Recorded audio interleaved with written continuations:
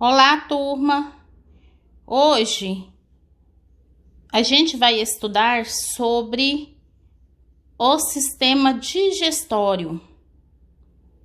Ele é responsável por transformar os macronutrientes em nutrientes microscópicos. Para que você entenda melhor isso, pense num grão de arroz. Quando você o ingere, ele não chega à célula em forma de grão, não. Ele precisa passar por várias transformações.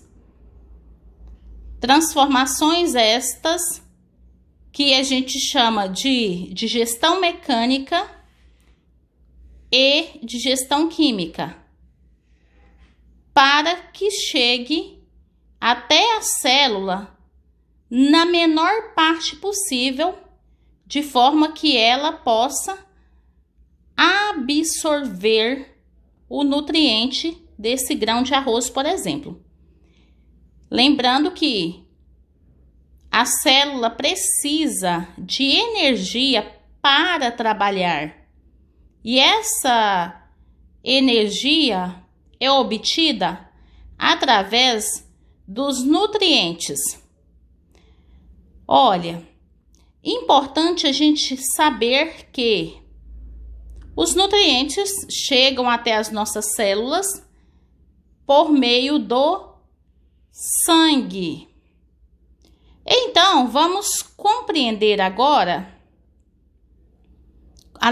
conhecer e compreender os órgãos que formam o sistema digestório. Nós temos a cavidade oral, a língua, a faringe, esôfago, estômago, intestino delgado, que está bem aqui embaixo, intestino delgado, intestino grosso, reto e ânus. Bom, a digestão começa na cavidade oral, que é a boca. Quando a gente come um alimento, ele primeiro passa por uma digestão mecânica, que é realizada pelos dentes, e ali mesmo na boca,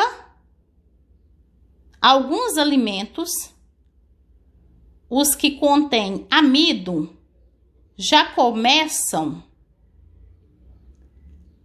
a participar da digestão química através das substâncias produzidas pelas glândulas salivares. Elas produzem saliva, que ajudam a molhar o alimento para que ele possa descer de forma melhor pela faringe e esôfago até o estômago. Voltando à cavidade oral, a boca, aqui acontece a digestão do amido. Um exemplo de alimento que contém amido é o pão. Inclusive, se você mastigá-lo por aproximadamente 1 minuto e observá-lo, percebe que ele fica roxo. A enzima que faz a digestão do amido é chamada de amilase. Depois, o alimento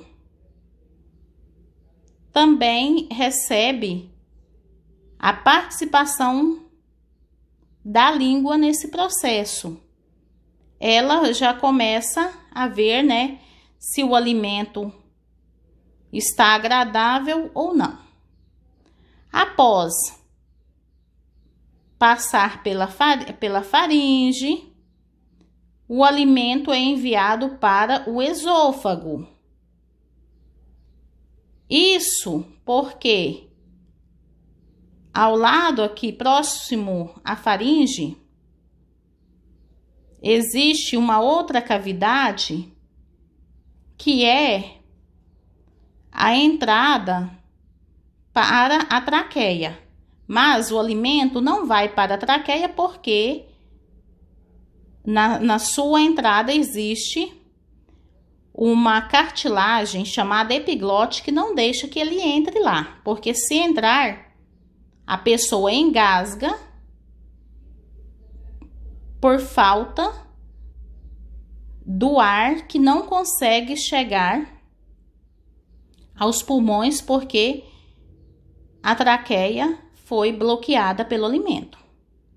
Então veja a importância, né, de quando estamos comendo, ficarmos em silêncio para que o alimento não vá para o local errado. Ele precisa vir para o esôfago e assim chegar ao estômago.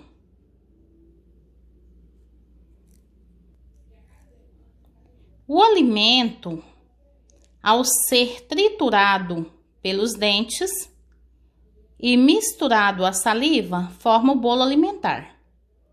Então, esse bolo alimentar vai descer pelo esôfago através de movimentos chamados peristálticos.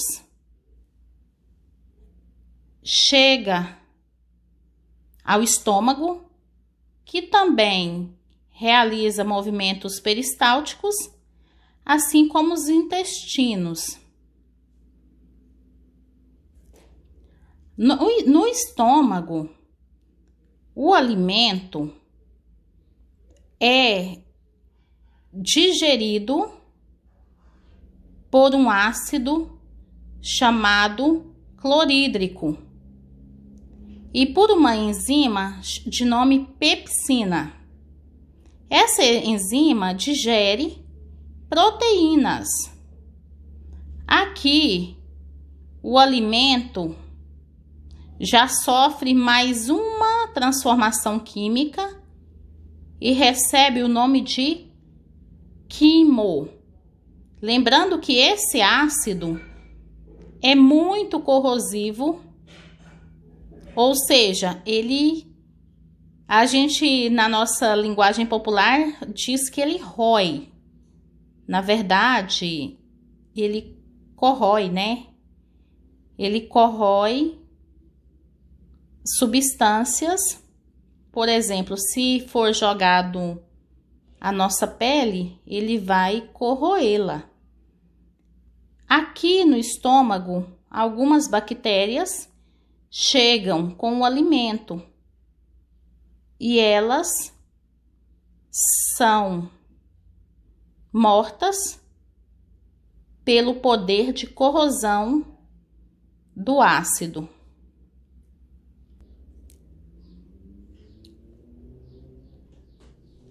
Assim que o alimento é dissolvido aqui no estômago pelo ácido clorídrico, ele é encaminhado para o intestino delgado. O intestino delgado é essa porção fina de intestino. Aqui, nesse órgão, ocorre a finalização da digestão e a absorção de grande parte dos nutrientes, ou seja, os nutrientes saem do alimento e passam para o sangue. E o sangue leva leva, né, nutrientes às células para que elas possam realizar suas atividades.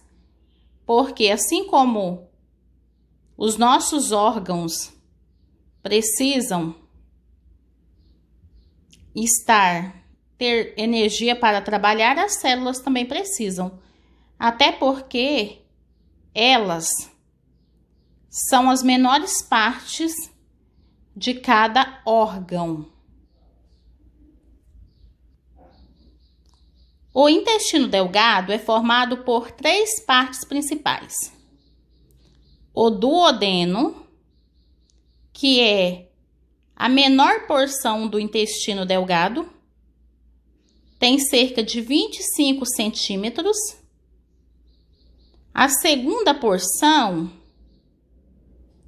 é chamada de jejuno, que tem aproximadamente de 2 a 2,5 metros de comprimento.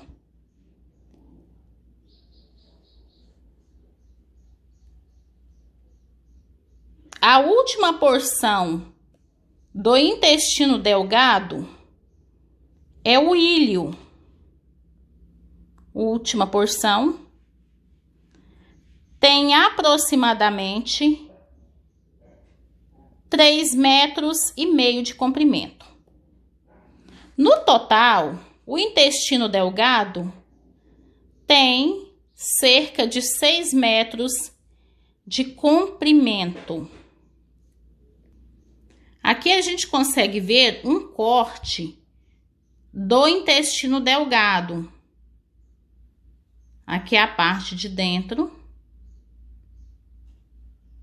e as suas camadas. Aqui é possível vermos somente a primeira porção do intestino delgado, o duodeno, o fígado e o pâncreas. No duodeno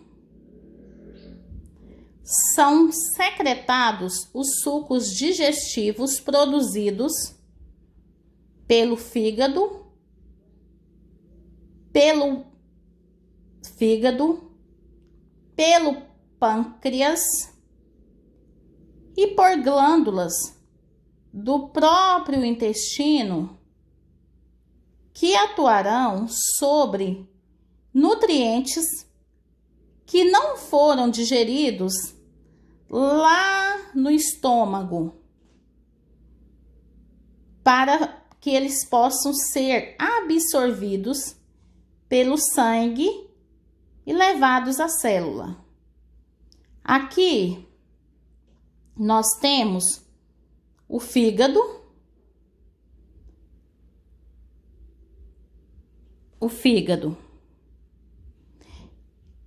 ele produz a bile que fica armazenada na vesícula biliar para facilitar a digestão de lipídios, popularmente conhecidos como gorduras. O pâncreas produz o suco pancreático, que age na digestão de proteínas, gorduras e carboidratos. Também neutraliza a acidez do quimo para que não cause ulcerações nas paredes do intestino delgado. Lembram que quando eu disse que lá no estômago há um ácido chamado clorídrico? Este ácido deixa o quimo ácido. E ele só é neutralizado, quer dizer, o ácido só é neutralizado por suco pancreático, que é jogado aqui no intestino delgado. Porque se esse quimo que chega ao intestino delgado passar, né, ficar aqui ácido conforme ele vem do estômago, as paredes desse órgão podem ser corroídas.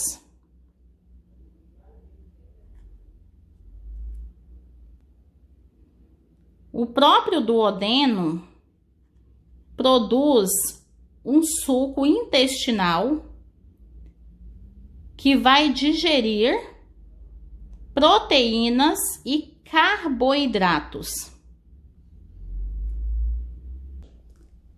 Depois de passar pelo duodeno, o alimento vai para aquela porção que eu mostrei anteriormente, que é o jejunum, e para o íleo, outras duas porções do intestino delgado, onde ocorre a absorção dos nutrientes. As paredes do intestino delgado possuem vilosidades, ou seja, dobras que aumentam a capacidade de absorção de nutrientes. Na figura anterior, eu mostrei uma imagem aumentada da porção do intestino delgado, da porção de dentro do intestino delgado. Repetindo, é no intestino delgado que os nutrientes passam para o sangue e após isso, o resto que sobra, né, do quimo é levado para o intestino grosso.